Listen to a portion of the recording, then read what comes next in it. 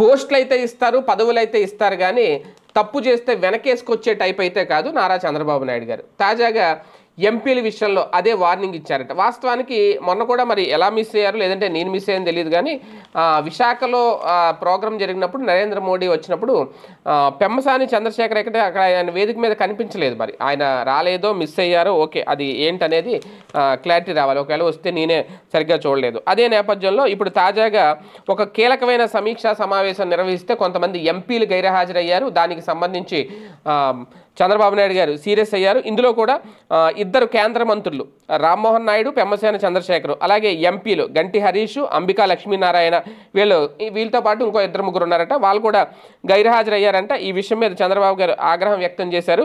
Committee మీటింగ్లు, ఇతర పనులు పార్టీ పని కంటే ఇంకా మీకు ఏవి ఎక్కువ ఉన్నాయి అని సూటిగా ప్రశ్నించారట. అలాగే ఈయన మొదటిసారి సమావేశం పెట్టారు.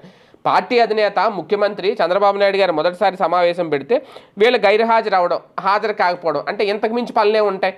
ఇంకా ఓకే, ఆరోగ్య సమస్యలు ఉంటే అది వేరే విషయం. ఆరోగ్య సమస్యల రీత్యా రాలేకపోయాము అంటే అది వేరే విషయం.